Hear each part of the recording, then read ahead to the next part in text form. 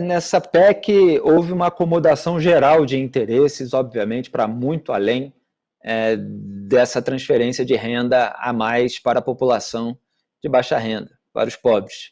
Então você tem até liberação de dinheiro para o governo Bolsonaro fechar as contas, você tem liberação de dinheiro para as emendas parlamentares, ainda nesse final de ano, em 2022, que os parlamentares queriam muito.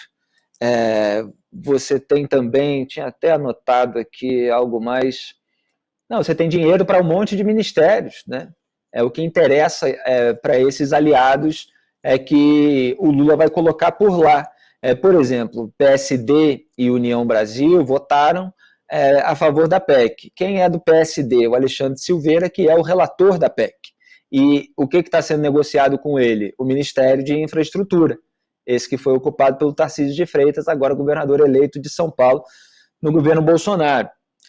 O que está sendo negociado com a União Brasil? Davi Alcolumbre. Davi Alcolumbre é o presidente da CCJ, a comissão pela qual passou essa PEC antes de ir a plenário. A liderança do governo Lula no Senado é o cargo aí, o posto, entre outros, evidentemente, que está sendo negociado com o partido. Então você tem o toma lá da cá ajudando nessa aprovação. Teve, né? Porque já foi aprovado no Senado, nos 2 turnos, com uma maioria folgada, né? Foi 64-13, e agora vai para a Câmara. Vamos ver qual vai ser a postura do Arthur Lira.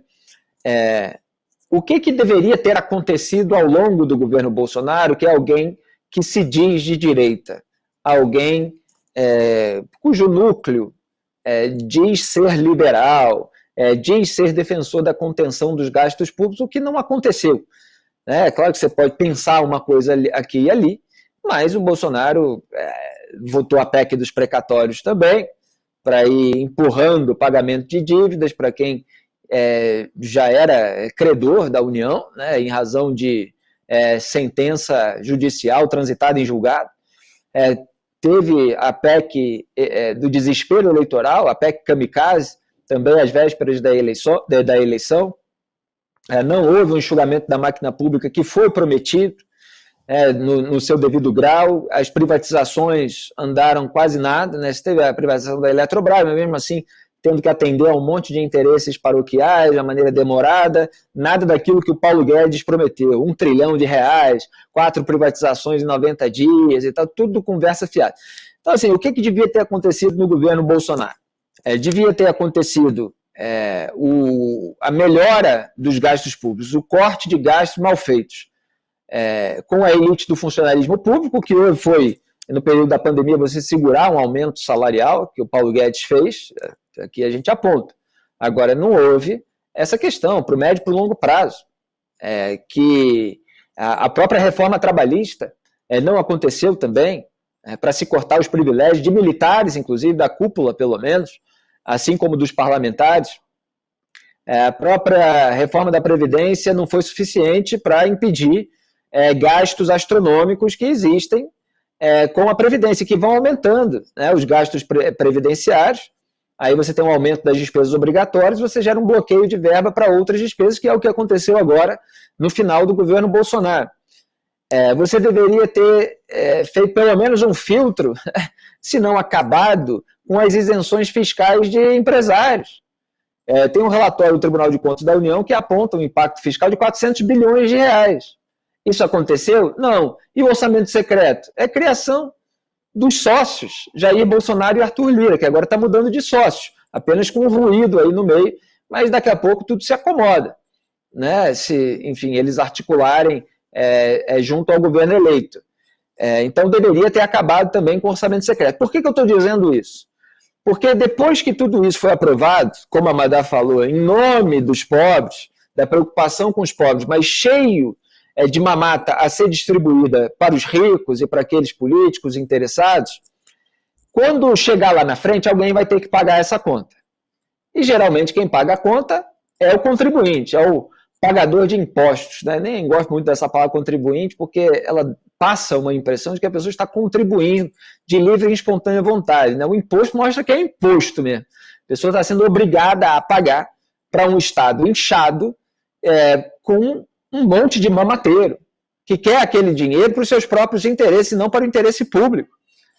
Então, lá na frente, quando se precisar aumentar impostos, em primeiro lugar, pode ser que não se repita essa votação no Senado. Então, assim, pode ser que muita gente que votou a favor, lá numa pauta impopular, fique contra, mesmo que seja cúmplice desse estado de coisas. Então, o que era necessário haver lá na frente para que houvesse alguma coerência? Uma oposição, um centro democrático, uma direita sensata, que tivesse um histórico que legitimasse essa posição.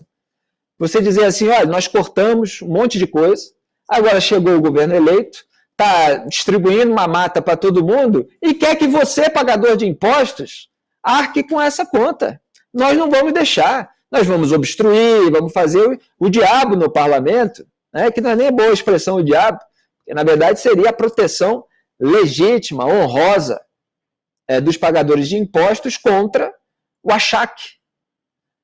Mas você vai ter, então, uma hipocrisia, quer dizer, de um grupo político que foi cúmplice dessas mamatas, ou da manutenção delas, ou do inchaço delas, no caso dos parlamentares, manutenção no caso do empresariado, no caso dos militares, né? Mas você teve aí o inchaço das emendas parlamentares com essas emendas de relator que compõem o orçamento secreto.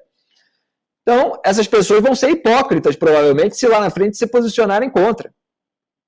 Mas nós estaremos aqui para dizer, olha, estão cobrando aí da classe média a chacada, né? As contas que todos esses juntos incharam. Ainda vai dar muita confusão isso aí lá na frente, né? Mas nesse momento o discurso é esse. Quem votou está a favor dos pobres, quem votou contra está contra os pobres. E o pior é que você tem jornalistas, tem comunicadores, sabe, que apelam a esse binarismo rasteiro. Então, assim, aqui a gente aponta todas as nuances.